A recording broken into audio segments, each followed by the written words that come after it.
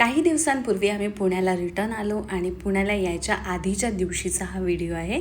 ज्या दिवशी आम्हाला खूप उशीर झाला होता म्हणून आम्ही हॉटेलमध्ये जेवलो आणि तिथे प्रिशा मेनू बघत होती, तो हा व्हिडिओ आहे. तुम्हाला जर माझे व्लॉग्स आवडत असतील तर चॅनलला सबस्क्राईब करायला विसरू नका, लाईक शेअर नक्की करा आणि बेल आयकन प्रेस केलं ना तुम्हाला माझे व्हिडिओ सर्वात आधी दिसतील. त्यानंतर जेवण वगैरे झाल्यावर आम्ही थेट घरी आलो. घरी आल्यानंतर डिरेक्टली दुसऱ्या दिवशी सकाळी उठलो. प्रिशाला जर तिच्या ताटामध्ये स्वतःला काही खायला दिलं तर ती सगळं घाण करून टाकते.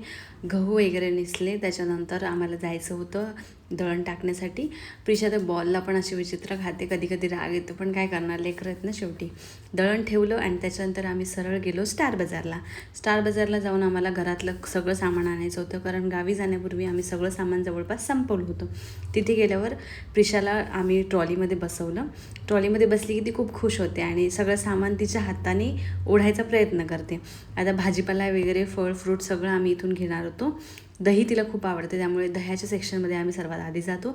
त्यानंतर साबण वगैरे हे सगळ्या गोष्टी म्हणजे जवळपास सगळं संपलं होतं. ते सगळं आणण्यासाठी आम्ही स्टार बाजारला गेलो होतो. तिथे कसं आहे म्हणजे सगळ्या गोष्टी व्यवस्थित भेटतात, एकाच टायमाला आपल्याला सगळं घेता येतं.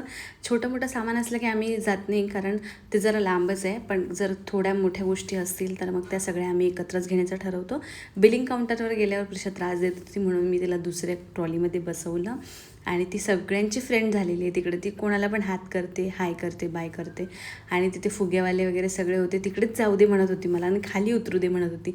मी तिला उतरू दिलं नाही म्हणून ती रडत पण होती. आणि प्रिशा दिवसेंदिवस खूप हट्टी होत चालली. तिला जे पाहिजे ते नाही दिलं तर मग ती रागावते. त्यानंतर सगळं सामान घेऊन आम्ही रिटर्न गेलो. घरी गेल्या गेल्या प्रिशाची मस्ती चालू होते, तुम्हाला माहिती आहे.